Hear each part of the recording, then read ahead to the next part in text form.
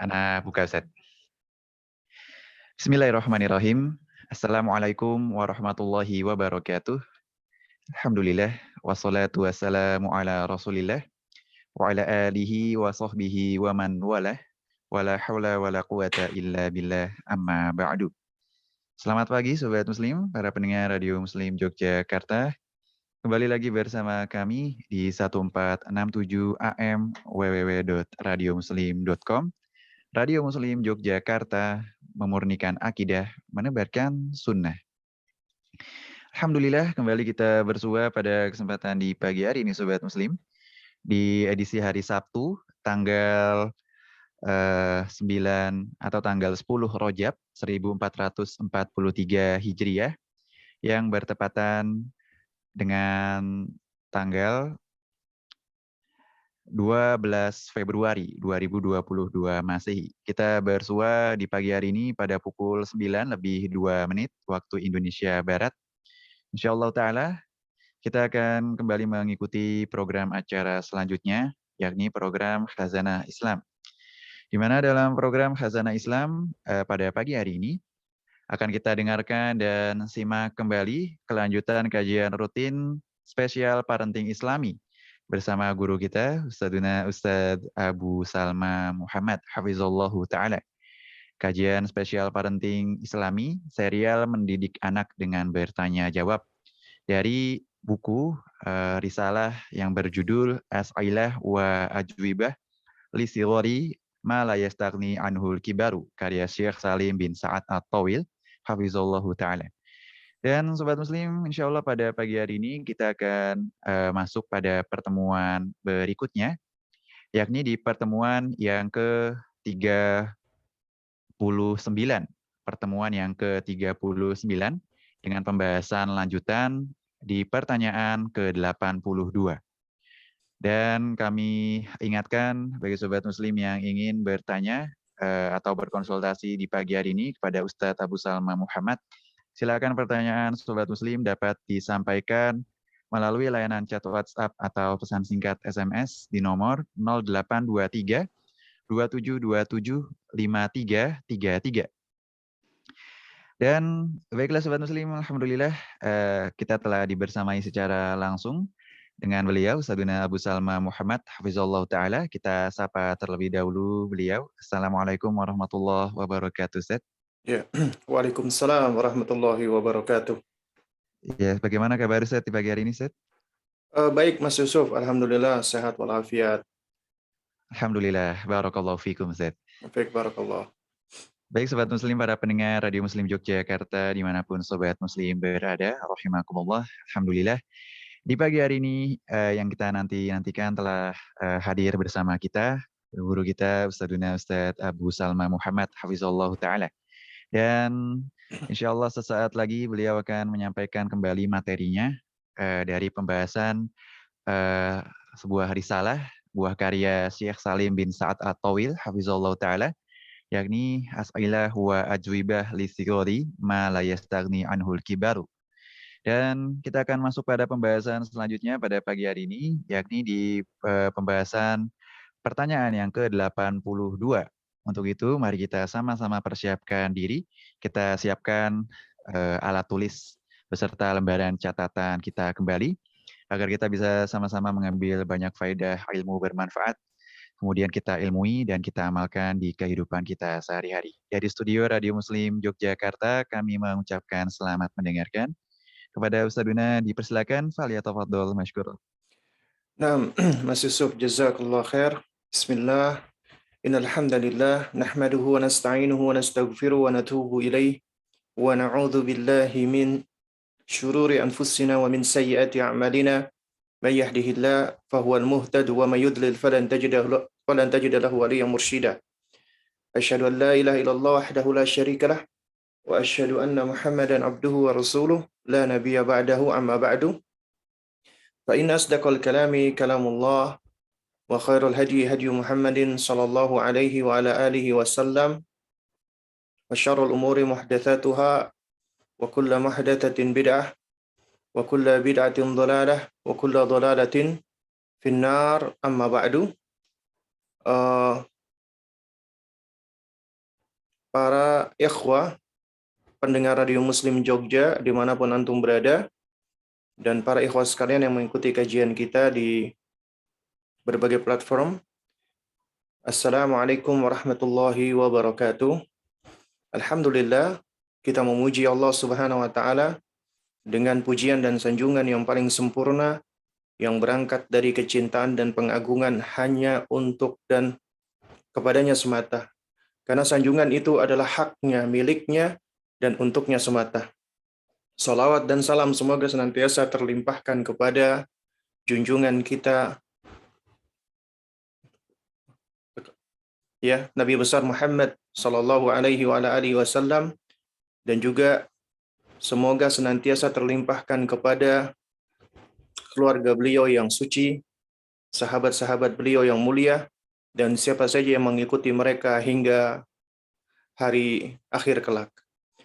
Alhamdulillah, di pagi hari ini kita akan melanjutkan pembahasan kita, yaitu kutayib atau risalah ringkas, ya, yang ditulis oleh Fadilatul Syekh Salim bin Sa'ad At-Tawil Al-Kuwaiti hafizahullahu taala, yang berjudul As'ilatu wa Ajwibatu Lisigari ma la yastaghni anhu al-kibaru. Dia tanya jawab untuk anak-anak yang juga dibutuhkan oleh orang dewasa, ya. Yang kami terjemahkan menjadi dengan judul Mendidik Anak dengan Bertanya Jawab, ya. Sepakat dengan e-book Mengajarkan Anak Tauhid, tulisan dari ya Al-Alamah ya Muhammad bin Abdul Wahhab rahimahullahu taala, yang berjudul Ta'limus Sibyan At-Tauhid, yaitu mengajarkan anak-anak tauhid. Dan di pagi hari ini kita sudah sampai di pertanyaan yang ke-82. Insyaallah kita akan bahas pertanyaan 82 dan 83, yaitu mengajarkan dan mendidik anak tentang, ya, akhlak atau akhlak mulia yang paling baik, ya, yaitu kejujuran, dan memperingatkan mereka dari akhlak yang paling buruk, yaitu kedustaan. Insyaallah di pagi hari ini kita akan membahas tentang bagaimana kita mengajarkan dan mendidik anak-anak kita agar memiliki, ya, akhlak dan kualitas sikap di dalam bersikap, ya, khususnya kejujuran, dan menjauhkan mereka dari kedustaan. Nah, di pertanyaan yang ke-82 maksud saya, ya, Fadilatul Syekh Salim bin Sa'ad At-Tawil hafizahullah, ini beliau sudah masuk mengajarkan tentang bab akhlak. Ya. Dan ini harus kita ajarkan kepada anak-anak kita. Pertanyaannya adalah, nah, apakah akhlak atau perangai yang paling baik dan yang paling utama? Maka jawablah, nak, jawabnya adalah kejujuran. Jadi jika ditanya apa akhlak yang paling baik dan paling utama, adalah kejujuran. Ini adalah berangkat dari sabda Nabi yang nanti akan kita bahas. Kemudian pertanyaan ke-83, apa, nak, akhlak yang paling keji dan yang paling buruk? Maka jawablah dusta. Nah, ini yang insya Allah akan kita bahas pada kesempatan kita di pagi hari ini. Yakni kita akan membahas bagaimana sih kita sebagai orang tua menumbuhkan dan mengajarkan konsep kejujuran kepada anak-anak kita. Nah, jamaah sekalian dimuliakan Allah Subhanahu wa taala. Yang pertama perlu kita ketahui dulu apa yang dimaksud dengan jujur. Ya. Kalau di dalam bahasa Arab, jujur itu disebut dengan as-sidqu. Maknanya adalah qaulul haq wa mutabaqatul kalam lil waqi'. Jujur itu adalah qaulul haq, perkataan yang benar. Yang benar artinya mutabaqatu al-kalam lil waqi', yaitu perkataan yang sesuai atau selaras dengan kenyataan, dengan realita. Jadi yang namanya kejujuran adalah ketika seseorang mengucapkan sesuatu yang benar sesuai dengan kenyataannya. Ya. Atau jika kita menukil dari ulama, ya, ahli usul, ya, usul al-fiqh, di dalam kitab Al-Wadhi fi Usul al-Fiqh, ya, itu kata Al-Imam Ibnu Aqil, yang disebut dengan jujur adalah al-khabaru 'ani syai'i ala ma huwa bihi. Informasi tentang sesuatu sesuai dengan kondisinya, sesuai dengan keadaannya. Maka itulah yang disebut dengan, ya, benar atau jujur. Ya. Nah, kalau kita merujuk kepada salah satu ulama Islam ahli bahasa, ya, ahlul lughah, yaitu Al-Imam Ar-Raghib Al-Asfahani rahimahullah, beliau mengatakan yang dimaksud dengan as-sidq atau jujur adalah mutabaqatul qaul ad-dhamir wal mukhbar anhu ma'an. Ya, yaitu kesesuaian antara perkataan ya dengan niat sekaligus informasi yang disampaikan. Artinya, ucapan itu sesuai dengan niat ya, dan juga sesuai dengan bagaimana informasi yang disampaikan itu realnya atau kenyataannya. Maka itulah yang dimaksud dengan jujur. Nah, jamaah sekalian yang dimuliakan Allah Subhanahu wa taala, ya. Yang namanya kejujuran, ya as-sidqu, itu tentunya adalah ya sifat, karakter, perangai dan kualitas yang mulia. Ya, sifat-sifat mulia. Bahkan ini termasuk salah satu sifat Allah Subhanahu wa taala. Ya, termasuk sifat Allah Subhanahu wa taala. Di antaranya di dalam surat Ali Imran 95 Allah mengatakan, "Qul sadaqallah," katakanlah wahai Muhammad, ya, sadaqallah. Allah itu benar, Allah itu jujur. Atau dalam An-Nisa misalnya, "Wa man asdaqu minallahi haditha." Siapa yang paling jujur? Siapa yang lebih jujur perkataannya daripada Allah? Nggak ada yang lebih jujur melebihi daripada Allah, karena Allah sifatnya adalah ya memiliki sifat as-sidq, jujur. Ya. Juga An-Nisa misalnya ayat 22, "Wa man asdaqu minallahi qila." Siapa yang paling jujur ucapannya, perkataannya? Ya. Nah, oleh karena itu makanya Allah Subhanahu wa taala itu memiliki sifat jujur dan adil yang sempurna. Sebagaimana Allah sebutkan dalam surat Al-An'am 115, "Wa tammat kalimatu rabbika sidqan wa adlan." Ya, dan sungguh sempurna kalimat ya Rabbmu ya, yaitu dengan jujur dan adil. Nah, demikian pula ini sifat dan kualitas yang ada pada orang-orang yang mulia, itu para nabi dan rasul.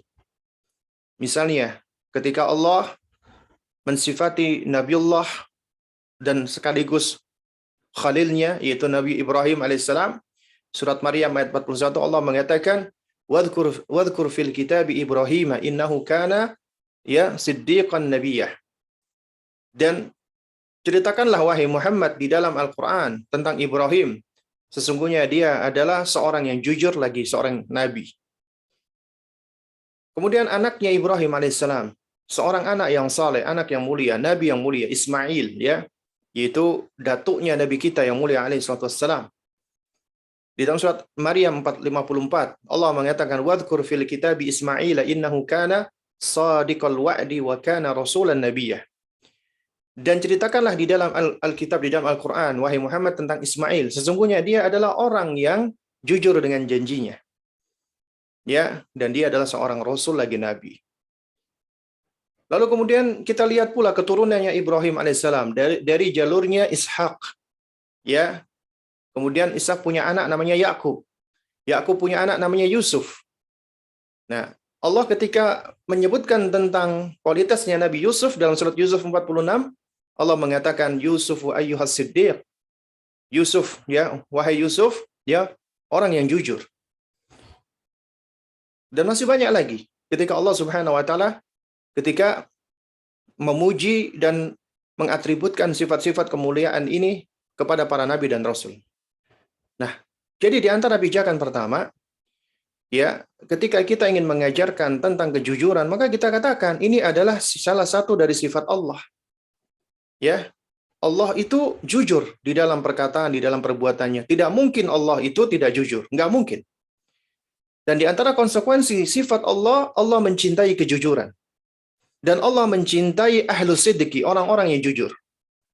Jadi apabila kamu ingin dicintai Allah, maka jujurlah, karena Allah mencintai kejujuran. Allah jujur, Allah mencintai kejujuran, dan Allah mencintai pelaku kejujuran. Lalu kemudian juga ajarkan bahwasanya semua orang soleh, apalagi para nabi dan rasul, mereka orang-orang yang jujur. Ya, Allah puji mereka dengan kejujuran mereka. Ya, jadi dipuji oleh Allah Subhanahu wa taala. Nah, lalu kemudian jamaah sekalian dimuliakan Allah Subhanahu wa taala. Ya, yang namanya as-sidqu, kejujuran, itu anwa, ya, ada macam-macamnya. Di antaranya adalah as-sidqu ma'allah. Ya, as-sidqu ma'allah, jujur terhadap Allah. Nah, kita ajarkan bagaimana caranya kita jujur terhadap Allah Subhanahu wa taala. Ya, di antaranya dengan cara mengikhlaskan semua amal ibadah kita. Ya, kita murnikan semuanya untuk Allah.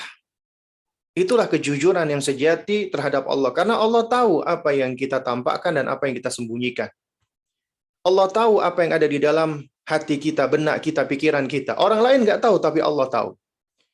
Sehingga apabila kita jujur kepada Allah, maka kita akan memurnikan amal kita, ibadah kita, hanya untuk Allah. Tanpa tendensi sum'ah, pengen didengar, riak, pengen dilihat, atau yang lainnya.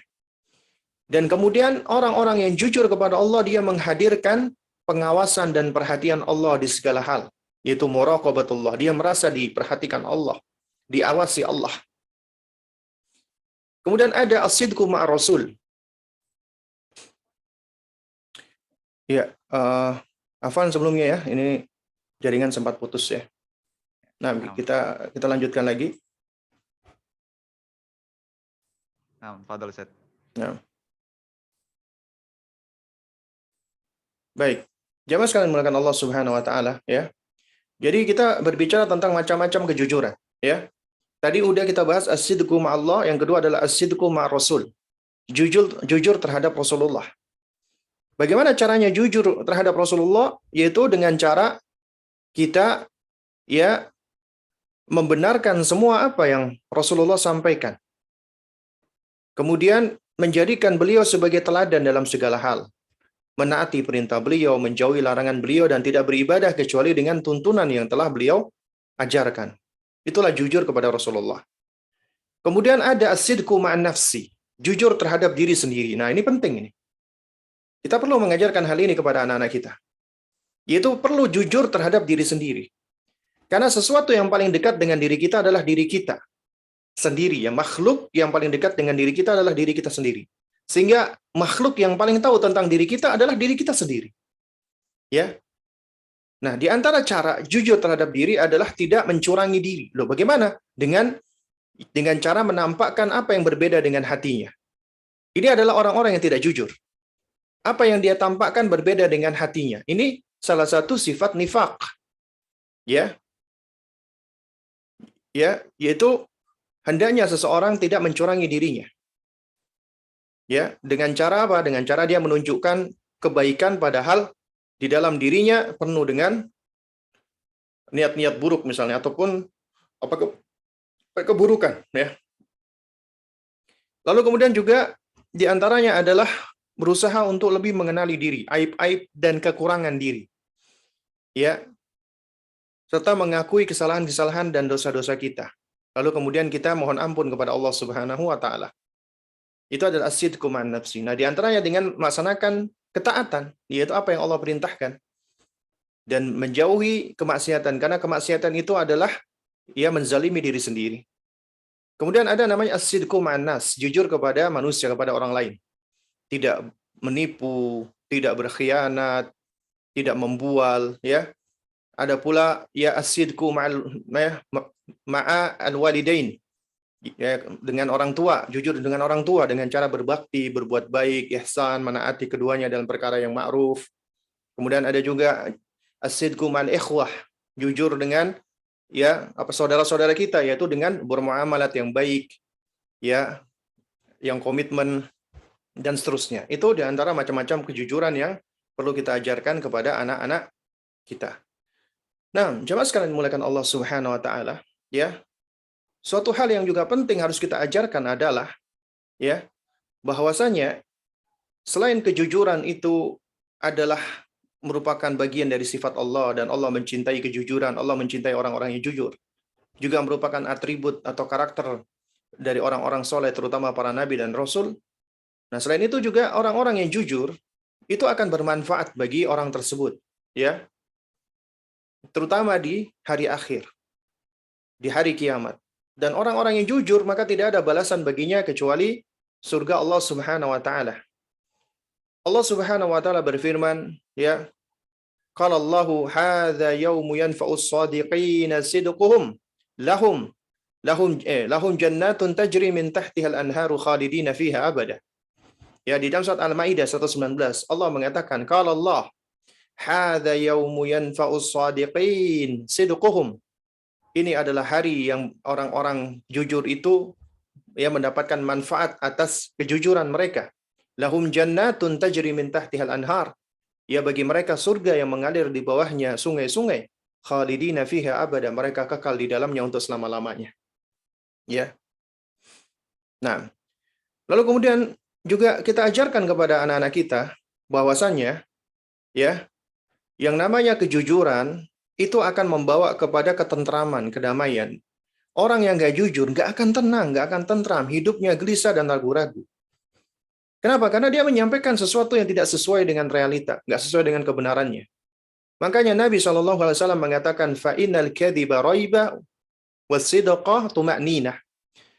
Sesungguhnya dusta itu adalah keraguan-raguan, membuat orang menjadi gelisah, ragu-ragu. Sementara kejujuran itu adalah tuma'ninah, ketenangan, ketentraman. Ya. Nah, juga kita ajarkan kepada anak-anak kita, kalau jujur itu adalah salah satu faktor atau sebab yang dapat menghantarkan manusia selamat di dunia dan di akhirat. Ya, kita tahu ya, dunia ini tempat ujian. Ya. Dan kita menginginkan agar kita selamat ujian tersebut, sukses di dunia dan di akhirat. Nah, di antaranya dengan cara jujur. Karena kata Nabi SAW ketika menerangkan tentang kejujuran, Nabi mengatakan inna sidqa yahdi ilal bir. Sesungguhnya kejujuran itu menunjukkan kepada kebajikan. Wa innal birra yahdi ilal jannah. Dan sesungguhnya kebajikan itu ya menunjukkan atau menghantarkan kepada surga. Wa innar rajula ya la yataharra sidqa hatta yuktab indallahi azza wa jalla siddiqan. Dan sesungguhnya ada seseorang yang dia selalu berupaya untuk melakukan sesuatu dengan kejujuran hingga akhirnya dia ditetapkan di sisi Allah sebagai orang yang jujur. Sementara sebaliknya, kita ajarkan pula tentang lawan daripada jujur, yaitu al-kadzib. Al-kadzib itu berarti menyampaikan sesuatu yang tidak benar, tidak sesuai dengan kenyataannya. Ya. Nah, kata Nabi SAW, wa innal kadziba yahdi ilal fujur. Sesungguhnya kedustaan itu menghantarkan kepada kefajiran. Ya, perbuatan fajir, perbuatan buruk, perbuatan jelek, perbuatan maksiat. Wa innal fujura yahdi ilan nar. Dan perbuatan fajir itu menghantarkan kepada neraka. Wa inna rajula la yataharral kadhiba hatta yuktab indallahi kadzaban. Sesungguhnya ada seseorang yang dia selalu berbuat dusta sampai-sampai ditetapkan dirinya sebagai pendusta. Kadzab. Allah yang memberikan label tersebut. Yang pertama, Allah labeli sebagai siddiq, yang kedua Allah labeli sebagai kadzab. Ya. Terus kemudian juga ya jemaah sekalian, kita ajarkan pula kepada anak-anak kita bahwasanya ya kejujuran itu faktor yang dapat mendatangkan keberkahan. Menghadirkan keberkahan. Ya. Dan kita tahu berkah itu ya adalah sesuatu yang apabila jatuh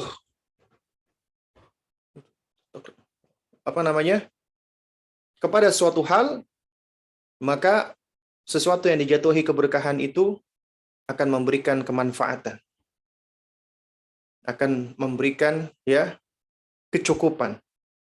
Makanya dikatakan oleh Al-Hafidz Ibnu Qayyim ya, kalau saya nggak salah ingat ya, dikatakan al-barakatu jundun min junudillah. Sesungguhnya keberkahan itu adalah salah satu dari tentara-tentara Allah.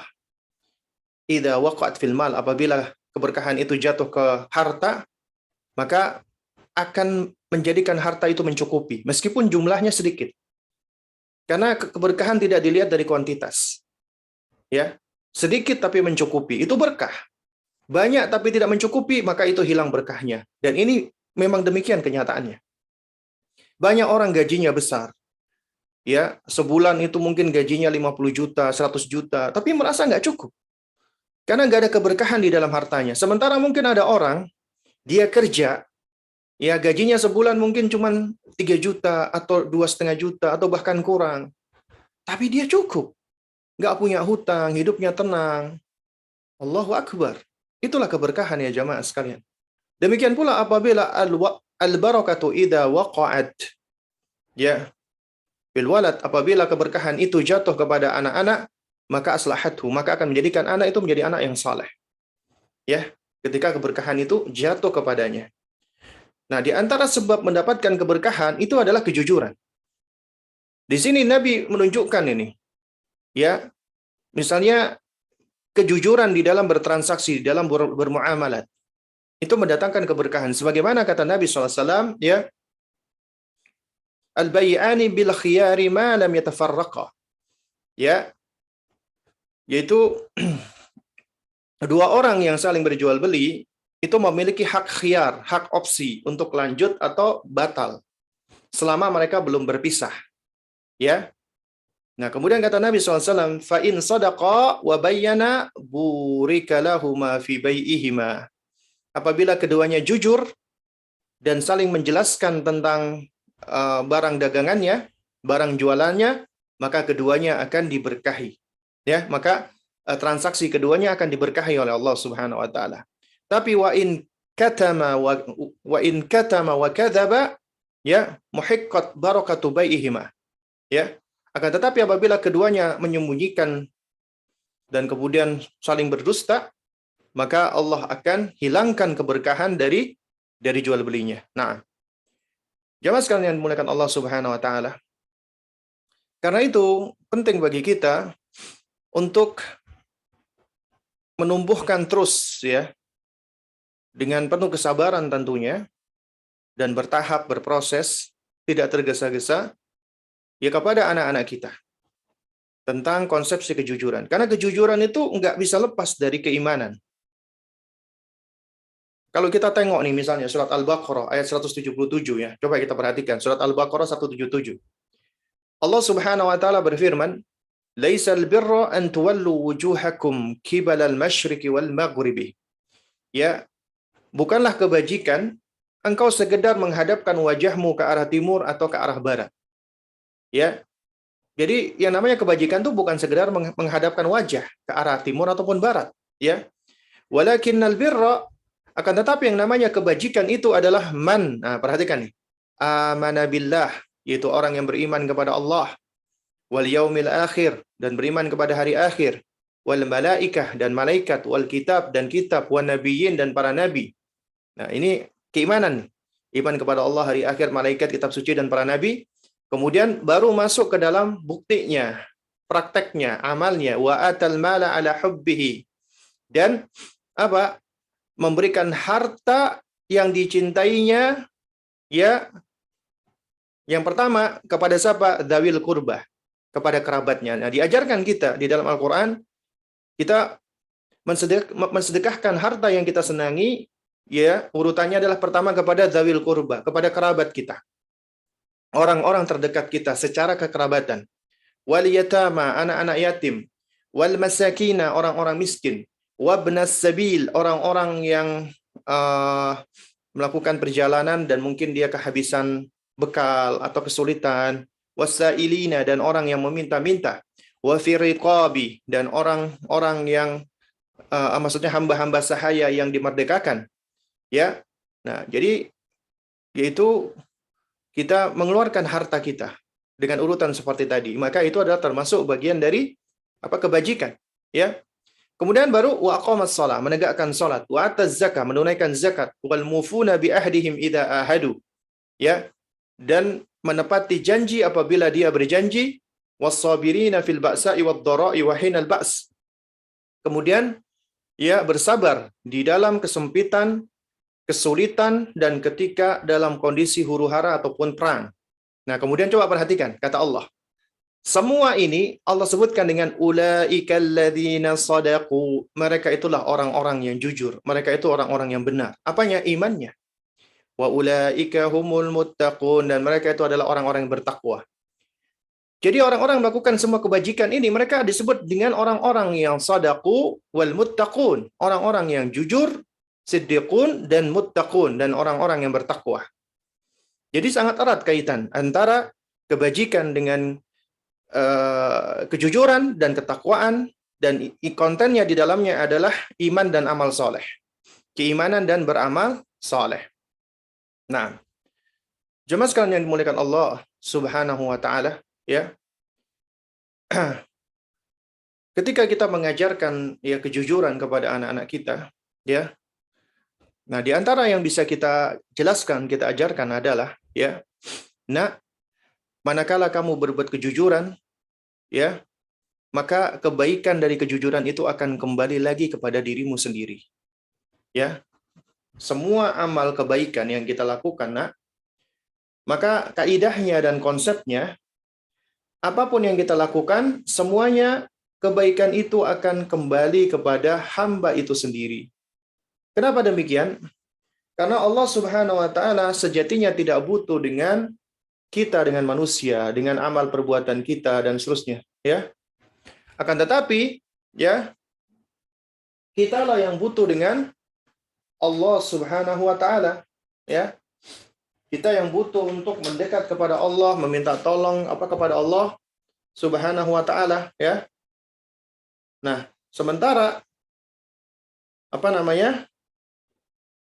Allah Subhanahu wa taala tidak butuh dengan kita gitu loh, ya.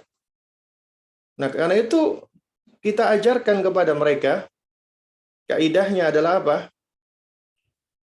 Kaidahnya adalah man amila sholihan falinafsihi.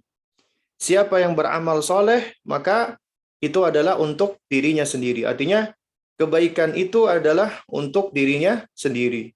Waman asa'a fa'alaiha. Adapun apabila dia berbuat buruk, maka juga itu adalah untuknya diri sendiri. Atasnya keburukan tersebut. Nah, karena itu kita ajarkan bahwasanya, ya, ketika kita berbuat apapun ya dari kebaikan, maka kebaikannya adalah untuk kita. Sehingga ini mengajarkan kita itu butuh untuk berbuat baik, bukan sekedar berbuat baik, itu perintah atau tuntutan, ya. Memang ini perintah Allah untuk berbuat baik. Karena Allah sayang dengan kita. Allah menginginkan kebaikan untuk kita. Meskipun Allah tidak butuh dengan kita, tapi ketika Allah perintahkan kita, Allah tunjukkan kita kepada amal-amal yang dapat ya mendekatkan diri kita kepadanya, maka Allah akan berikan kebaikan demi kebaikan. Kebaikan itu kembalinya kepada kita, gitu loh. Ya. Dan di antara buah yang tertinggi, ya, setelah Allah Subhanahu wa taala memasukkan seorang hamba ke dalam surga, adalah Allah akan memujinya, gitu loh. Memuji orang tersebut. Sebagaimana di dalam hadis yang tadi disebutkan, inna sidqa yahdi ilal birri wa innal birra yahdi ilal jannah. Sesungguhnya kejujuran itu menghantarkan kepada kebaikan, dan kebaikan itu menghantarkan kepada surga. Ya. Juga di dalam hadis yang tadi disebutkan, Nabi mengatakan, wa ma yazalu rajulu ya yasduku wa yataharras sidqa. Ya. Jadi dan tidaklah seseorang itu dia senantiasa jujur, berbuat benar dan berusaha untuk berbuat benar, maka dia dipuji oleh Allah hatta yuktab indallah siddiqan. Maka dia ditetapkan oleh Allah di sisi Allah sebagai orang-orang yang jujur. Allah memujinya. Tentunya tidak ada pujian yang lebih baik daripada pujian Sang Pencipta kita. Ya. Nah, karena itu, ya, di antara cara agar kejujuran ini senantiasa terjaga, kita ikuti perintah Allah agar kita ya sering bersama dengan orang-orang jujur, menemani orang-orang jujur, melazimi orang-orang jujur. Allah mengatakan, ya ayyuhalladzina amanu ittaqullaha wa kunu ma'as shadiqin. Wahai orang-orang yang beriman, bertakwalah kalian kepada Allah dan hendaknya kamu atau kalian bersama dengan orang-orang jujur. Ya, membersamai orang-orang jujur. Ya.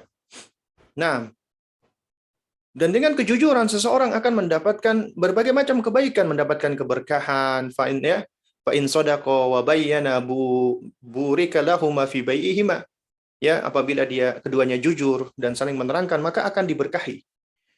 Juga dikatakan fa inna sidqa tuma'nina, sesungguhnya kejujuran itu adalah tuma'ninah, ketenangan. Ya. Nah, ini di antara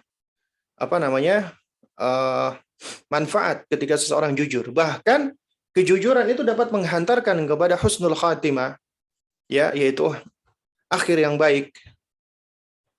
Sebagaimana kata Nabi tadi, ya, wa ma yazalu rajulu yasduku wa yataharra sidqa hatta yuktab indallahi siddiqan. Ya. Dan apabila seseorang dia selalu berusaha untuk jujur, berbuat jujur dan melakukan hal-hal yang jujur, ya, maka Allah akan menetapkan dirinya sebagai orang-orang jujur. Dikatakan oleh para ulama hatta yuktaba indallahi siddiqan, maka Allah akan berikan dia taufik, dia berada di atas kejujuran tersebut sampai Allah akhirnya menetapkan dia termasuk orang-orang yang jujur. Nah, lalu bagaimana caranya kita mendidik anak itu dengan kejujuran? Nah, itu di sini ada beberapa cara sebenarnya, merupakan bagian dari kaidah-kaidah mendasar dalam pendidikan gitu loh, ya. Nah, kaidah-kaidah mendasar di dalam mendidik anak yang sudah kita ketahui itu sebenarnya adalah cara-cara kita untuk menumbuhkan kejujuran itu sendiri. Misal contoh, ketika kita ingin mengajarkan kepada anak kita kejujuran, maka didiklah anak pertama dengan tauhid, menegakkan haknya Allah, mengenalkan anak dengan penciptanya, baik melalui ayat kauniyah ataupun ayat qauliyah, sehingga anak akan terpesona dengan Allah, melalui ciptaan-ciptaannya. Anak akan mencintai Allah, menyayangi Allah, dan ketika anak-anak juga mempelajari tentang nama-nama dan sifat-sifat Allah serta konsekuensinya, maka hamba yang mencintai Allah berusaha untuk semakin mendekat kepada dirinya, dan mereka tahu Allah itu adalah maha jujur, mencintai kejujuran dan mencintai orang-orang yang jujur. Sehingga mereka pun juga akan ikut menjaga karakter dan kualitas kejujuran di dalam diri mereka. Ya, lalu kemudian yang kedua, mendidik dengan cara hikmah. Hikmah itu kata Ibnul Qayyim rahimahullah adalah fi'lun ma yanbaghi 'alal wajhi alladhi yanbaghi fil waqti alladhi yanbaghi. Melakukan sesuatu dengan tepat, dengan cara yang tepat di waktu yang tepat. Nah, hal-hal yang tepat ini itu adalah bagian dari suatu hal yang tak terpisahkan dengan kejujuran sesuai dengan maknanya, yaitu apa? Qaulul haq mutabaqatu alal waqi. Ucapan yang benar sesuai dengan realita. Ya, sesuai dengan keadaannya, sesuai dengan kondisinya. Nah, orang-orang yang hikmah, maka ketika dia akan melakukan sesuatu yang tepat, maka dia tidak bisa melakukan sesuatu yang tepat itu kecuali harus memiliki landasannya. Apa itu ilmu? Artinya dia harus berilmu dulu. Ya. Alal wajhil ladzi yanbaghi, dengan cara yang tepat. Berarti setelah dia punya ilmu, maka dia harus bisa menentukan bagaimana caranya, cara menyampaikan ilmu tersebut. Cara menghantarkan pengetahuannya, cara menghantarkan nasihatnya. Yang ketiga, fil waqtil ladzi yanbaghi, di waktu yang tepat. Dia harus bisa melihat momennya. Ya. Nah, karena itu hikmah itu mengharuskan seseorang untuk melihat keenam hal ini, yang ini merupakan 6 poin metode ilmiah sebenarnya di dalam penulisan dan yang lainnya, yaitu limadza, why. Kenapa aku harus menyampaikan atau harus melakukan? Kita harus punya tendensinya dulu. Kita harus tahu tendensinya, tujuannya, latar belakangnya dulu. Why, kenapa? Kemudian yang kedua, what, apa? Apa yang hendak kita lakukan? Apa yang hendak kita sampaikan? Kemudian baru who, siapa, whom, liman. Ya. Jadi kita ingin melakukan ini atau menyampaikan ini kepada siapa? Maka kita perhatikan dengan siapa kita berbicara. Dengan siapa kita menyampaikan. Kita perhatikan kondisinya, kita perhatikan usianya, kemampuan penalarannya, pemahamannya, dan seterusnya. Kemudian when, mata, kapan, itu juga penting. Harus bisa ngelihat-lihat waktu, ya. Where, aina, ya di mana juga penting. Harus bisa melihat-lihat, ya kapan, di mana tempatnya, ya. Baru kemudian how, bimada, bagaimana caranya, ya. Nah, baru kemudian kita bicara tentang bagaimananya. Ini adalah hikmah. Makanya hikmah itu, kata Al-Hafidz Ibnul Qayyim, itu mengharuskan 3 hal. Pertama, harus berilmu. Lawannya jahal, bodoh. Ya, nggak mungkin orang itu dikatakan hikmah kalau dia jahil, ya. Nggak punya ilmu. Kemudian kalau ilmu diibaratkan paket, maka harus dihantarkan. Penghantarnya itu hilmu. Yang kedua hilmu, kesantunan, ya, cara-cara yang baik, ya. Itu hilmu. Karena orang punya ilmu tapi ternyata dihantarkan dengan cara yang tidak baik, dengan cara yang keras, dengan cara yang bengis, kaku, ya, maka orang akan menjauh. Jadi paketnya itu tidak bisa terhantarkan dengan cara yang baik. Nah, kemudian baru al-anatu, ya. Nah, al-anatu ini artinya ketenangan, tidak tergesa-gesa, tidak pengen cepet-cepetan, ya. Itulah hikmah. Nah, jadi jamaah sekalian yang dimuliakan Allah, kalau kita perhatikan dari apa yang disampaikan oleh Al-Hafidz Ibnu Qayyim ini, yaitu ilmu, hilmu, dan anatu, maka ilmu mengharuskan kita berilmu agar kita bisa mengajarkan nih. Apa yang kita ajarkan? Yang pertama, kita ajarkan tentang, ya, kalau kita bicara tentang kejujuran, butuhnya kita dengan jujur. Kita butuh dengan kejujuran. Bukan sekedar keharusan, ya, bukan sekedar perintah, bukan sekedar tuntutan, bukan. Kita memang dituntut jujur. Kita memang diperintahkan untuk jujur. Karena perintah dan tuntutan itu sejatinya adalah suatu ajakan kepada kebaikan. Perintah kepada kebaikan, tuntutan kepada kebaikan. Tapi seringkali ini hanya menyentuh sisi luar saja. Menyentuh sisi yang paling luar. Outer, ya. Tidak menyentuh hati. Nah, untuk menyentuh hati, jadi hati itu sebenarnya ya sulit disentuh dengan hanya sekedar tuntutan, apalagi paksaan, ya, dan sekedar perintah, ya. Nah, namun hati itu akan lebih mudah untuk disentuh dengan kelemah lembutan, ya, dengan afektif, ya, dengan atifiyah, ya. Nah, yang perlu kita perhatikan bersama ya jemaah sekalian menggunakan Allah Subhanahu wa taala, ya. Kita ajarkan anak-anak kita itu ketika misalnya dalam segala hal berilmu supaya mereka itu semangat belajar. Itu bukan cuma kita suruh doang, bukan cuma kita perintah. Tapi kita jadikan mereka itu mencintai ilmu. Ya, dan kita ajarkan bahwasanya mereka butuh dengan ilmu. Demikian pula ketika kita mengajarkan ibadah. Kita ajarkan bahwasanya ya mereka itu mencintai ibadah dan mereka butuh dengan ibadah tersebut. Ibadah itu sesuatu hal yang mereka butuhkan. Demikian pula kejujuran. Ajarkan mereka butuh untuk jujur. Jujur itu suatu kebutuhan di dalam dirinya. Ya, yang mana apabila seseorang jujur akan mendapatkan berbagai macam kebaikan, ketenangan, kebahagiaan, ketentraman, keselamatan, ya, dan seterusnya. Dan yang paling tinggi dari itu semua adalah dia mendapatkan ridho dan cintanya Allah. Dia butuh mendapatkan ridho dan cintanya Allah. Dia butuh dengan rahmat Allah. Di antaranya dengan cara jujur. Maka ajarkan kebutuhan anak ya tentang jujur. Nah, itu di antaranya dengan kita ajarkan urgensinya, manfaatnya, benefitnya, kemudian juga value atau nilai-nilai kejujuran. Nah, kemudian yang kedua, kita juga ajarkan lawan daripada kejujuran. Untuk apa? Supaya mereka tidak terjatuh ke dalamnya. Sebagaimana nasihat, ya araftu syarra la li syarri walakin li tawaqqihi. Aku tahu keburukan bukan untuk melakukannya. Akan tetapi aku tahu keburukan untuk apa? Adalah untuk supaya aku tidak jatuh ke dalamnya. Aku terlindungi darinya. Ya. Karena itu ajarkan tentang jeleknya sifat dusta, bohong, khianat, ya, ngibul dan yang semisalnya. Itu ajarkan jeleknya. Allah nggak suka. Kita orang tua nggak suka. Manusia juga nggak suka dengan perbuatan dusta, bohong, khianat. Ya, karenanya perbuatan dusta itu membuat seseorang menjadi tidak tenang, tidak tentram, gelisah, ya, dia dimusuhi, dia dibenci, dia tidak disukai, ya, karena dia suka berdusta dan dia suka berbohong, ya, dan orang seperti ini dia tidak akan ada orang mau untuk mempercayai dia, mau untuk memberikan amanat kepada dia, karena ketahui ini orang ini berbohong, ya.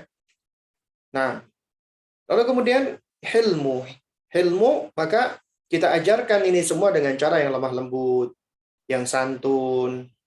Kita sentuh hatinya dengan cara yang afeksi, tidak sekedar memberi perintah, instruksi, tidak sekedar menuntut, apalagi mengancam, apalagi sampai memberikan label, hukuman.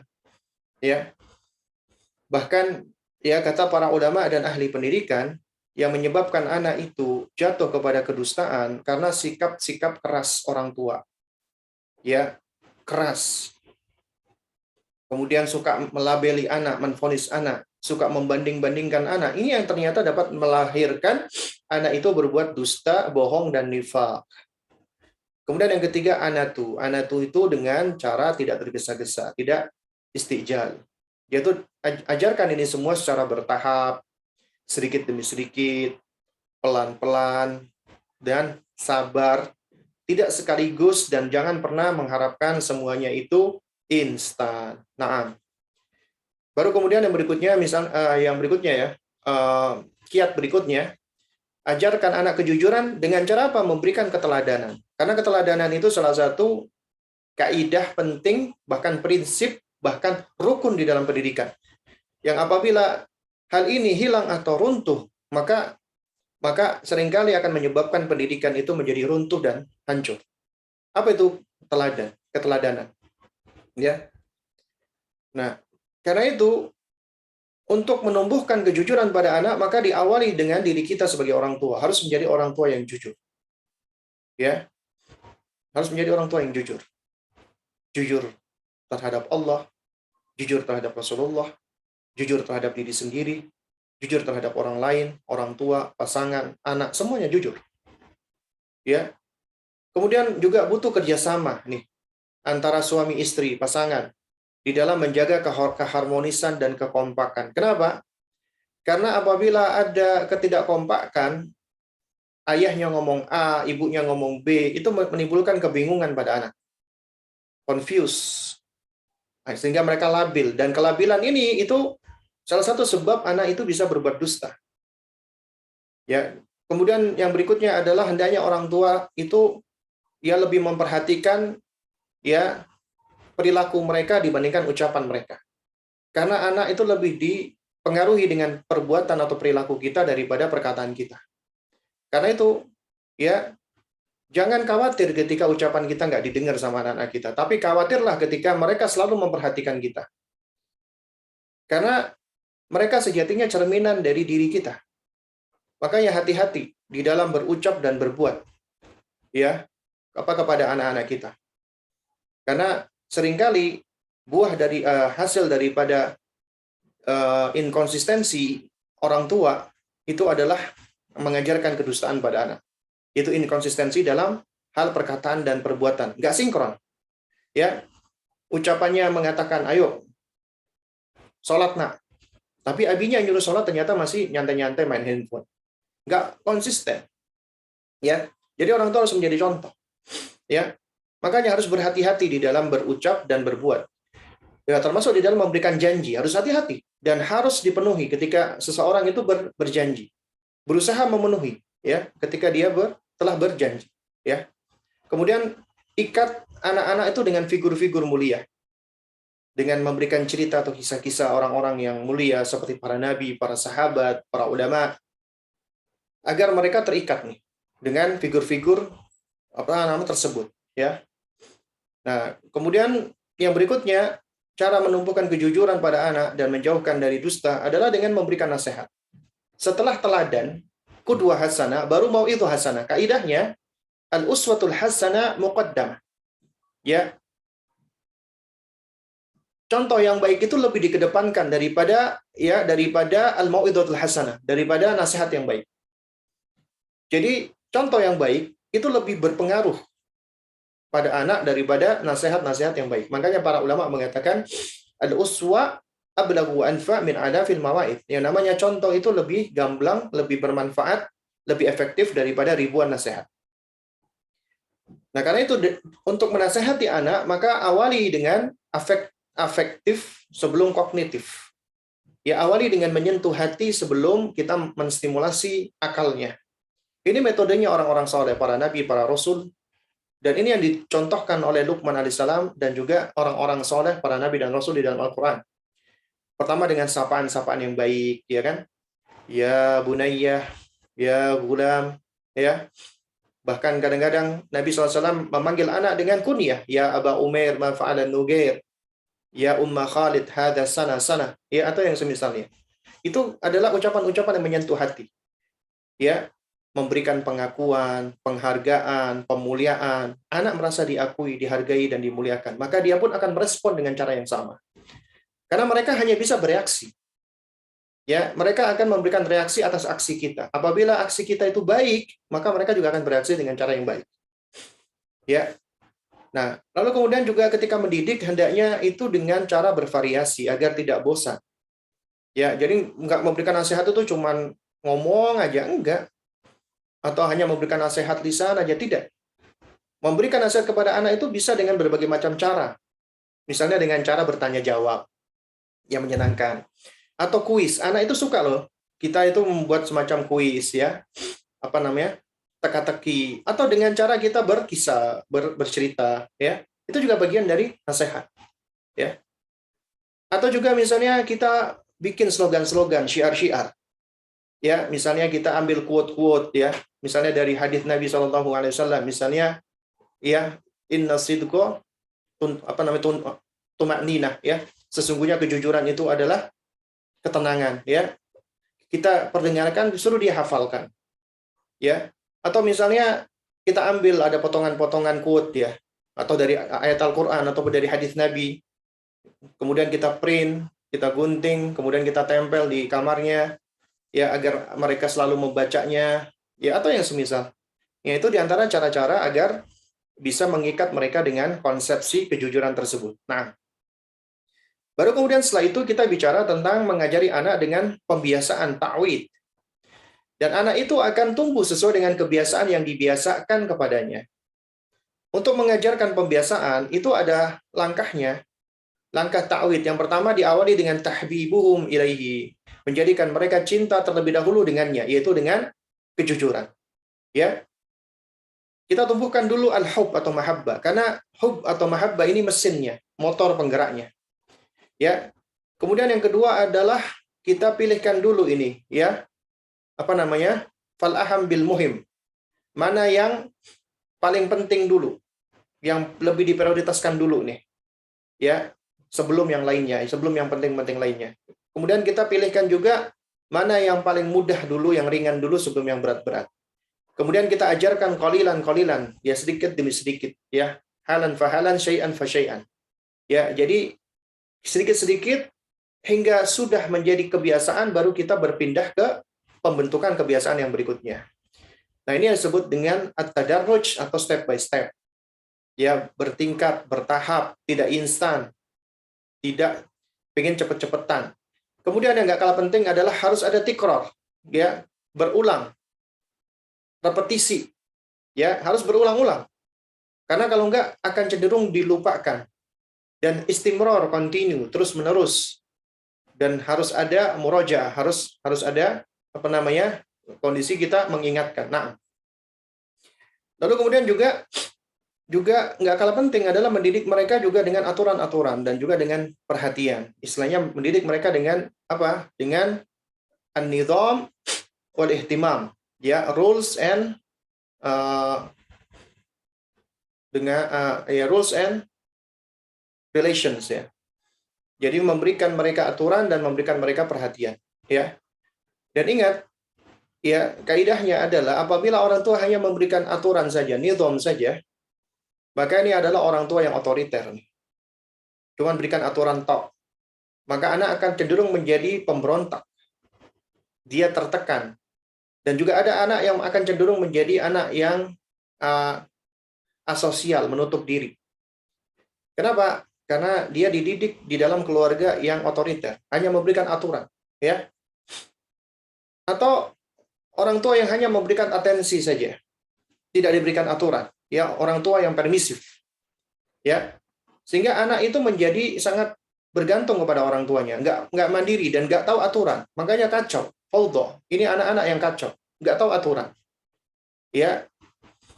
Oleh karena itu harus mengkombinasikan antara aturan dan atensi agar anak menjadi disiplin, bertanggung jawab, dan memiliki sifat respect, ya, menghormati.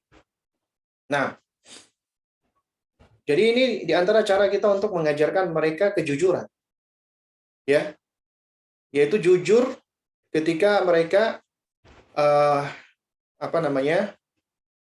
bersepakat dengan aturan-aturan. Makanya kita sertakan mereka di dalam bersepakat untuk membuat aturan dan rutinitas.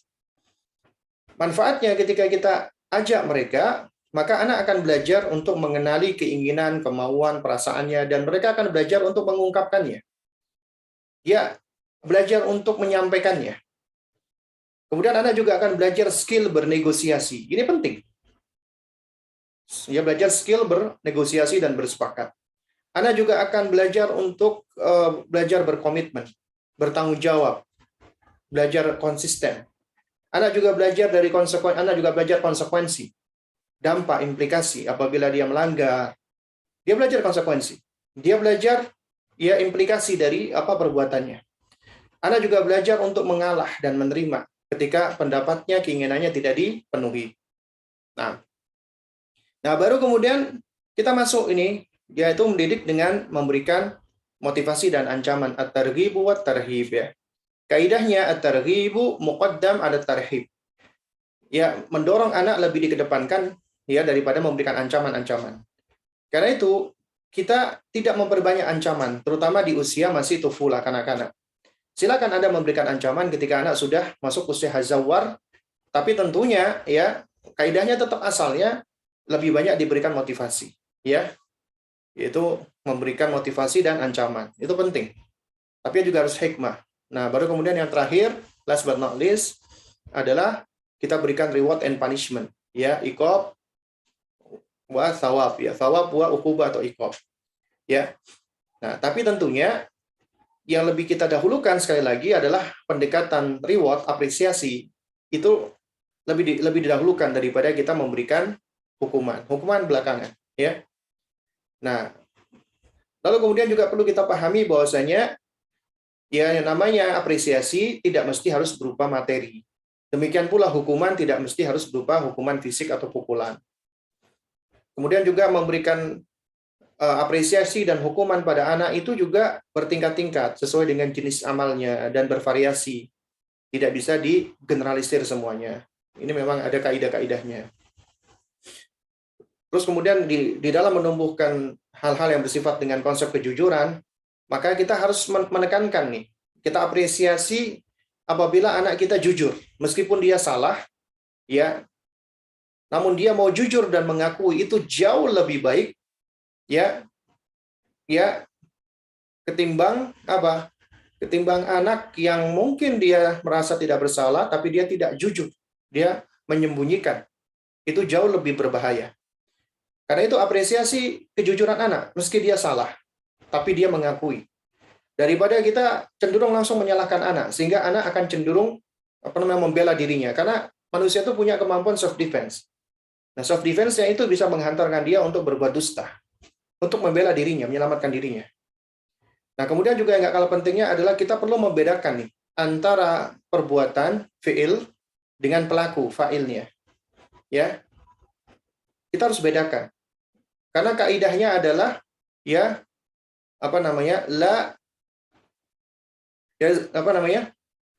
yalzimul hukm ya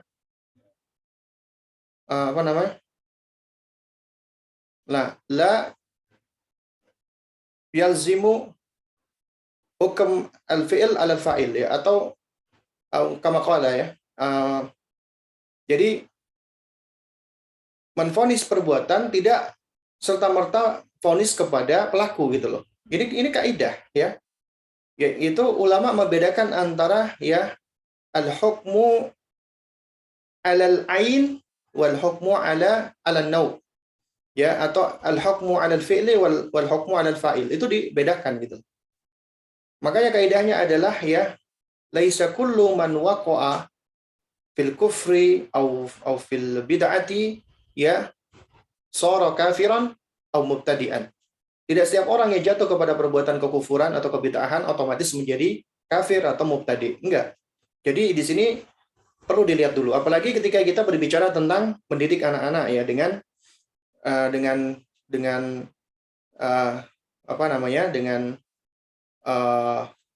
ingin memberikan arahan, maka harus berhati-hati. Jangan sampai kita menvonis pribadi mereka. Kita boleh mengatakan, ya, Umi nggak suka dengan perbuatan mencuri, ya. Umi benci dengan perbuatan mencuri. Jadi yang kita benci perbuatan mencuri, ya. Nah, beda dengan ya dasar kamu pencuri, Umi nggak suka dengan kamu, Umi benci dengan kamu karena kamu mencuri gitu loh. Nah, ini beda gitu loh. Karena kita sudah langsung menvonis dan menghukumi apa pribadi dirinya. Jadi yang pertama harus kita tumbuhkan adalah pribadinya itu adalah pribadi yang baik, berada di atas fitrah. Kita harus yakini itu. Ketika dia jatuh kepada kesalahan, bisa jadi karena dia belum tahu, dia belum sadar, dia belum paham, dia belum ngerti. Atau dia mungkin jatuh karena misalnya mencontoh, meniru, entah itu orang dekatnya atau yang lainnya gitu loh. Karena ya kita harus membedakan antara menghukumi pelaku dengan perbuatan. Ya. Nah, jadi kita boleh mengatakan misalnya kita tahu anak kita misalnya mencuri, maka kita katakan ya, nak, ya tolong jangan diulangi lagi ya nak, ya Umi tahu kamu ini anak yang baik, Umi yakin, ya, dan mencuri itu perbuatan yang tidak baik. Umi benci dengan perbuatan mencuri, tapi Umi sayang dengan kamu, karena itu nak, tolong kamu jangan lakukan lagi, jangan ulangi lagi, ya, ya. Atau misalnya Umi nggak suka dengan kebohongan, dengan perbuatan bohong, jadi tolong kamu jangan bohong ya nak, jangan berbohong, ya. Itu yang lebih tepat.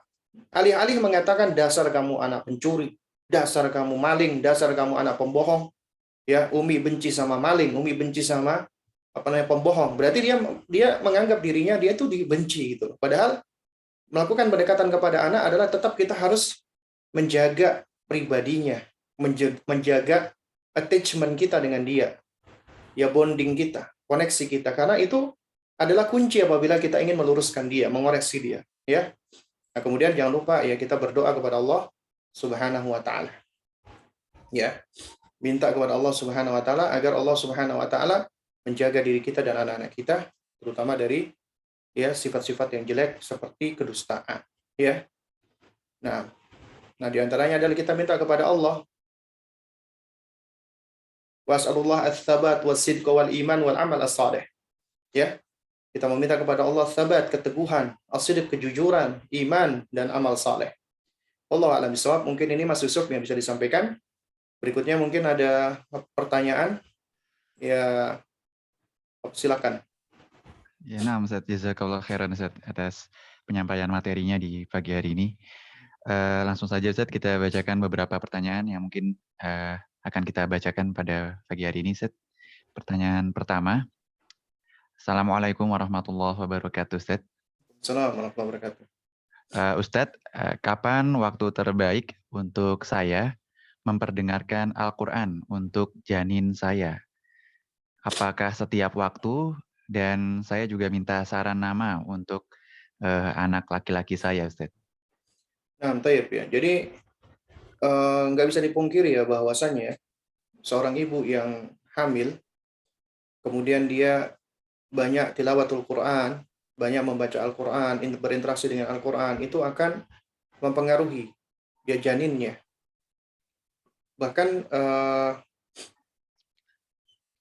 salah seorang peneliti Mesir ya, jadi ini sebagaimana disampaikan oleh Dr. An-Nabulsi ya itu dikatakan bahwasanya ya anak yang berada di janin, ya anak yang berada di rahim yang masih janin, ya itu akan cenderung memiliki ikatan ya muta'alliqah bil Quran, ya dia akan lebih cenderung untuk memiliki ikatan dengan Al-Quran, manakala ibunya ketika hamil itu sering membaca Al-Quran, ya. Dan ini memang dijelaskan bahwasanya ketika seorang membaca Al-Quran, siapapun ya, ketika dia mendengarkan dan membaca Al-Quran, dia akan mendapatkan ketenangan, rileks, damai. Bahkan orang kafir, ya, itu banyak sekali sosial eksperimen yang dilakukan ya ketika orang-orang kafir itu ketika diperdengarkan Al-Quran itu hampir semua sepakat ini suatu hal yang dikatakan soothing ya, menenangkan, membuat damai, ya, seperti itu. Karena itulah Al-Qur'an, ya. Nah, juga demikian seorang ibu yang mukminah, dia membaca Al-Qur'an, menelaah Al-Qur'an. Al-Qur'an itu adalah ya di antara sumber ketenangan dan kebahagiaan. Dia baca, dia dengarkan Al-Qur'an, ya. Kapan saja, anytime dia punya waktu, itu adalah waktu dia untuk apa? Untuk mempelajari kalamullah, berinteraksi dengan ucapan atau perkataan Allah. Maka ketika dia berinteraksi dengan Al-Quran, waktunya akan diisi dengan keberkahan, ketenangan, dan kedamaian. Keberkahan, ketenangan, kedamaian, ketentraman yang dimiliki atau dialami ibunya ini, itu juga akan dirasakan oleh janin yang bertumbuh di dalam rahimnya. Karena dia tumbuh di dalam dirinya. Bayi itu berbagi, bukan cuma makanan. Dia bisa mendengarkan atau merasakan detak jantung ibunya ketika ibunya lagi gelisah, lagi takut, lagi khawatir, lagi stres. Itu bisa mempengaruhi janin. Sebagaimana ketika ibunya dalam keadaan bahagia, tenang, tentram, ya. Nah, oleh karena itu ketika Anda ya banyak mendekatkan diri kepada Allah, kemudian Anda mendapatkan ketenangan di antaranya dengan cara tilawatul Quran, karena membaca Al-Quran itu adalah termasuk mengingat Allah, zikir kepada Allah, maka dikatakan ala bidzikrillahi tatmainnul qulub. Maka ketika Anda banyak berzikir, banyak membaca Al-Quran, termasuk menuntut ilmu, maka itu bermanfaat untuk sang janin. Insya Allah itu menjadi sebab kebaikan untuk mereka. Lalu kemudian kalau saran nama untuk anak laki-laki, ya alhamdulillah ya, ya tentunya kita tahu ya, sebaik-baik nama sebagaimana yang dikatakan oleh Nabi yang mulia alaihissalam adalah nama yang dinisbatkan kepada Allah. Abdullah, Abdurrahman, ya, ya, ataupun kita boleh pakai nama-nama para nabi dan rasul, Muhammad, Ismail, Ibrahim, ya, atau yang semisalnya, ya. Nah, cuman sekarang yang menjadi pertanyaan adalah kita ingin memberikan nama seperti apa? Karena ini juga nggak lepas dari urf. Kalau dahulu orang-orang Arab, ya, hingga sekarang mereka tuh memberikan nama kepada anaknya hanya satu nama. Misalnya namanya Muhammad, bapaknya namanya Abdullah, kakeknya namanya Ibrahim misalnya. Ya seringkali dipanggil dengan Muhammad Abdullah Ibrahim. Artinya dia Muhammad bin Abdullah bin Ibrahim. Ya. Juga demikian misalnya dia anak perempuan. Anaknya namanya Aisyah. Bapaknya namanya Muhammad. Kakeknya namanya Ibrahim. Biasanya namanya Aisyah Ibrahim Muhammad. Namun urfnya negara-negara ya seperti kita, itu seringkali kita memberikan nama kepada anak dengan nama-nama yang murakkabah. Ini sebagian ulama memang ada yang menghukumi makruh. Ya, namun wallahu a'lam bishawab ini sebenarnya kembali kepada urf yang sifatnya mubah. Misalnya ya ada ada orang tua ngasih nama anaknya Muhammad Salman Al-Fatih misalnya. Contoh. Ya. Nah, itu sebenarnya boleh-boleh saja gitu. Namun tentunya ya pemberian nama yang baik itu sebenarnya adalah ketika kita memberikan nama kepada anak-anak kita ya dengan nama-nama yang tentunya dicintai Allah dan dicintai oleh Rasulullah Shallallahu Alaihi Wasallam. Nah, nama yang paling baik adalah nama nisbah kepada Asmaul Husna. Abdurrahman, Abdullah, Abdul Malik, Abdul Aziz, Abdul Jabbar, dan semisalnya. Nah, karena itu makanya carilah nama-nama yang seperti itu. Atau boleh memberikan nama dengan nama-nama ya orang-orang soleh dalam rangka beriktidak dengan mereka. Namanya para nabi, Ishak, Ismail, Yakub, Idris, Shu'aib, atau namanya para sahabat Nabi Ridwanullah alaihim ajmain, ya, entah itu Umar, ya, Abu Bakar, Abdurrahman, ya, atau Ali, ya, atau yang semisalnya, ya. Nah, itu diantara nama-nama yang perlu untuk ya kita perhatikan ya. Dan juga bisa menjadi alternatif bagi kita untuk memberikan nama bagi anak-anak kita, ya diantaranya anak-anak laki-laki. Ya Allah alam shawab. Ustaz, jazakallah khairan Ustaz atas penjelasan dan juga nasihatnya. Baik Ustaz, mungkin apabila satu pertanyaan lagi, apakah masih ada waktunya Ustaz? Iya, waktu sebenarnya di studio ya, Nah, Ustaz. yang penting. Tip. Satu pertanyaan lagi mungkin Ustaz yang kita akan baca Ustaz. Nah, Ya, baik. baik. Ustaz, bagaimana menjawab pertanyaan anak yang bertanya, Umi, demi Allah itu apa, Ustaz? Mohon jawabannya, jazakallah khairan. Nah, wa jazakallah khairan wa iyaha ya. Jadi kalau ditanya oleh anak, Umi, demi Allah itu apa? Ya kita katakan, ini kalau di dalam bahasa kita Indonesia, itu kata demi itu bisa bermakna sumpah, ya. Wallahi, demi Allah, tallahi, billahi, itu kalau di dalam bahasa Arab, itu artinya sumpah. Kita bersumpah dengan menyebut nama Allah Subhanahu wa taala, ya. Nah, jadi apa namanya, jamaah sekalian mulakan Allah Subhanahu wa taala ya. Apa namanya, seorang manusia ya, itu ketika mereka hendak melakukan sesuatu ya, atau ingin menunjukkan sesuatu, maka apa namanya, kadang-kadang itu memang memang harus disertai dengan apa? Dengan sumpah ya.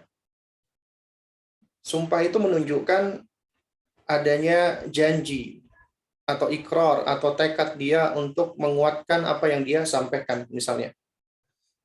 Misal contohnya seperti ini ya. Contoh, ketika ada seseorang dia melihat ada kawannya yang kesulitan. Kemudian saat itu dia mungkin nggak bisa menolong dia. Lalu kemudian dia bertekad di dalam dirinya, dia mengatakan, demi Allah, apabila aku nanti memiliki apa kekuatan, aku akan menolongnya. Atau kondisi yang apa kedua misalnya, ya, kondisi yang apa kedua dalam rangka untuk menguatkan statementnya dia, apa namanya, menguatkan pernyataannya dia, ya. Jadi kita sampaikan itu benar, jujur. Nah, dalam rangka untuk menguatkan lagi, mentakkid lagi, maka diiringi dengan sumpah. Misalnya, Umi, aku tadi di jalan ketemu dengan kucing yang lapar. Demi Allah, Umi, aku tadi bantu kucing tersebut, aku kasih makan. Ya. Jadi ketika dia mengatakan, ya, aku kasih makan dengan demi Allah aku kasih makan, itu jadi sebenarnya sama-sama berita. Kita menyampaikan bahwasanya kita memberi makan kucing tadi, tapi dengan ada kalimat sumpah demi Allah, itu menunjukkan apa? Adanya suatu penekanan.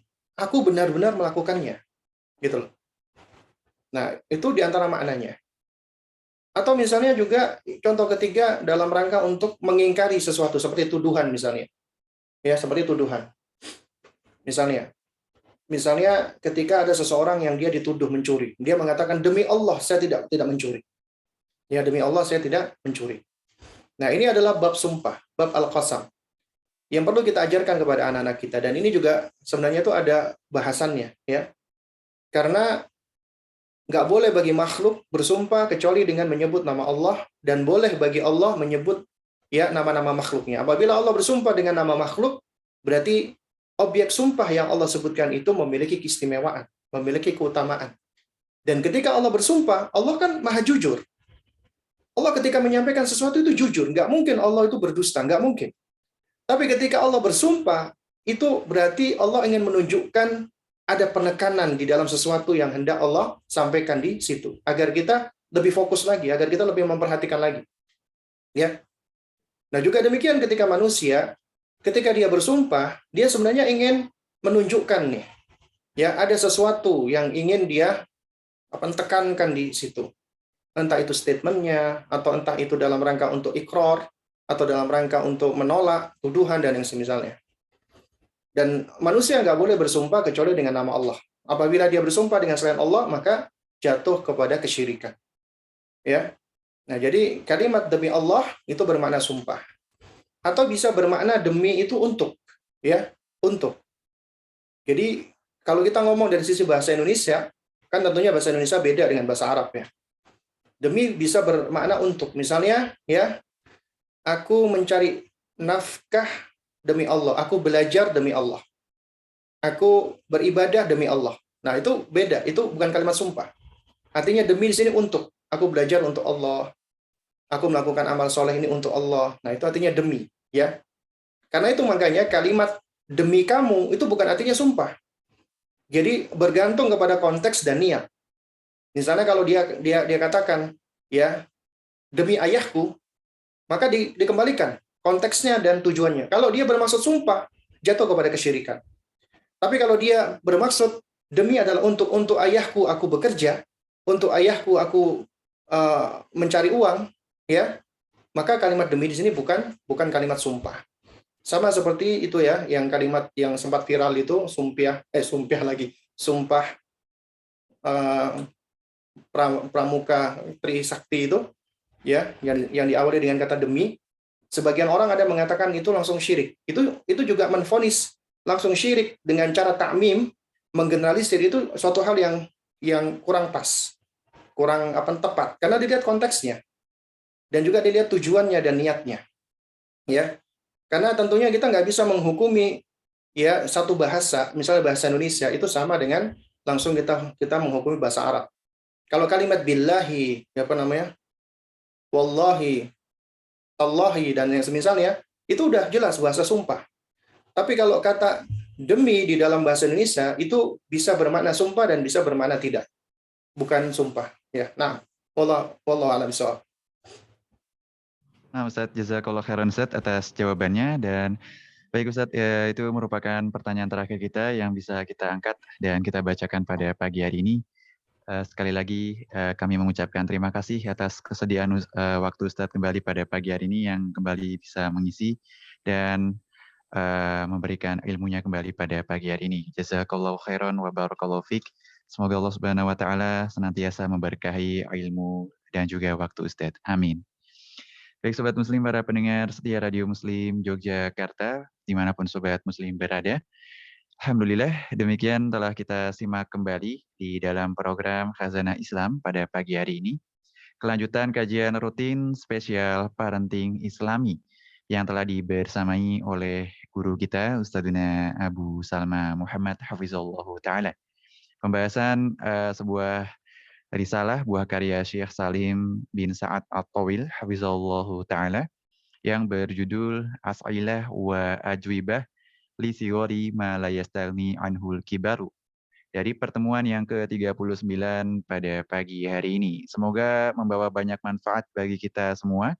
Dan semoga Allah Subhanahu wa taala senantiasa memberikan kita taufik agar kita dimudahkan selalu untuk memahami dan juga mengamalkan ilmu yang telah kita pelajari di kehidupan kita sehari-hari.